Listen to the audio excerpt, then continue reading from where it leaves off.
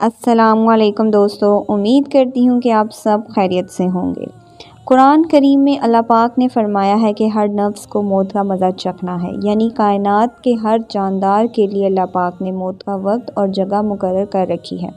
اس سے کسی کو چھٹکارا نہ ملے گا اور نہ ہی کوئی اس سے بھاگ سکتا ہے۔ اس لیے ابلیس شیطان کو بھی ایک دن موت آئے گی، لیکن وہ دن کون سا ہوگا؟ کون ابلیس کو موت دے گا؟ کیا شیطان کو نزول کے عالم میں تکلیف ہوگی؟ شیطان کی قبر کہاں بنائی جائے گی؟ شیطان کتنے عرصے تک موت کی نیند سویا رہے گا؟ ناظرین گرامی، آج ہم انہی اہم سوالات کے جوابات قرآن و حدیث کی روشنی میں دیں گے۔ ناظرین گرامی، جب شیطان مردود کو اللہ پاک نے جنت سے نکال دیا تو اس نے اللہ پاک سے قیامت تک کی مہلت مانگی، قیامت سے پہلے مجھے موت نہ آئے، لیکن اللہ پاک نے اسے وقت مقرر کیا، یعنی ایک خاص وقت تک مہلت دی۔ جیسے قرآن کی سورۃ حجاج کی آیت نمبر 36 تا 38 میں یوں بیان فرمایا گیا، اس نے کہا، اے پروردگار، لوگوں کے زندہ کیے جانے تک مجھے مہلت دے۔ فرمایا، تجھے مہلت دی جاتی ہے وقت معلوم تک کے لیے، جسے ناظرین گرامی مفسرین نے یوں لکھا ہے، یعنی جب حضرت اسرافیل علیہ السلام پہلی دفعہ سور پھونکیں گے، قیامت کی نشانیاں جب پوری ہو جائیں گی تو مومنوں کے بغلوں کے نیچے سے ایک پیاری خوشبودار ہوا گزرے گی، جس سے تمام ایمان والے وفات پا جائیں گے، اور پھر اس کے بعد 40 سال کا زمانہ گزرے گا جس میں کوئی بچہ پیدا نہ ہوگا، یعنی ہر انسان کی عمر کم سے کم 40 سال ہوگی۔ مسلمان چونکہ مر چکے ہوں گے، اس لیے زمین پر صرف مشرکین و کافر ہی ہوں گے۔ مفسرین نے یوں لکھا ہے، جب مومن کی وفات کو 40 سال گزر چکے ہوں گے تو پھر حضرت اسرافیل علیہ السلام پہلی دفعہ سور پھونکیں گے، جسے صفائے اولیاء بھی کہا جاتا ہے۔ شروع میں اس کی آوازیں نہایت کم ہوں گی، لوگوں کے کان لگا کر سنیں گے، پھر یہ بڑھتی بڑھتی اس قدر زیادہ ہو جائیں گے، کانوں کے پردے پھٹ جائیں گے، لوگوں کی نتھوں سے پیپ بہنا شروع ہو جائے گی اور لوگ مر جائیں گے، انسان، جن، فرشتے، یہاں تک کہ شیطان ابلیس بھی اس صفائے اولیاء کے وقت مر جائے گا۔ اس کے 40 سال بعد حضرت اسرافیل علیہ السلام دوسرا سور پھونکیں گے تو پھر تمام مردے زندہ ہو جائیں گے اور قیامت قائم ہوگی اور میزان لگیں گے، یعنی نفخہ اولیاء کے وقت ابلیس کو موت آئے گی اور نفخہ اولیاء اور نفخہ ثانی کے وقت 40 سال کے عرصہ ہوگا، اور یہ کہ ابلیس 40 سال تک مردہ رہے گا۔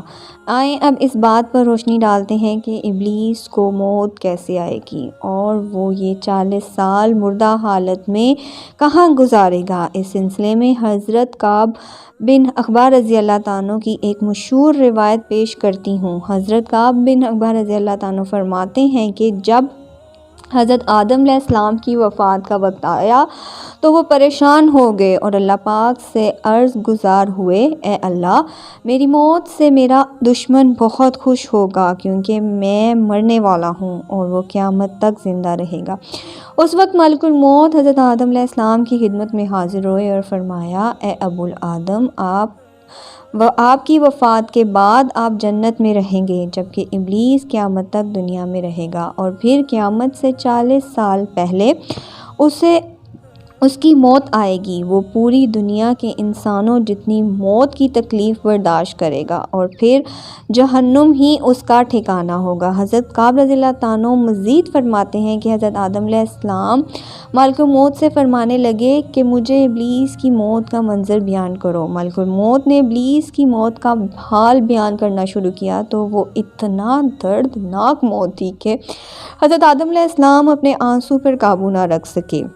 لوگ حضرت کعب بن احبار رضی اللہ عنہ سے عرض کرنے لگے کہ ہمیں بھی ابلیس کی موت کا کچھ حال بیان فرمائے۔ لوگوں کے بے حد اصرار پر حضرت کعب رضی اللہ عنہ نے ابلیس کی موت کا منظر پیش کرتے ہوئے کہا، اللہ تعالیٰ ملک الموت سے فرمائیں گے، میرے غضب و غصے کا لباس پہن کر جاؤ، ابلیس کی روح قبض کرو اور ابلیس سے تمام انسانوں اور جنوں سے زیادہ سختی کرنا۔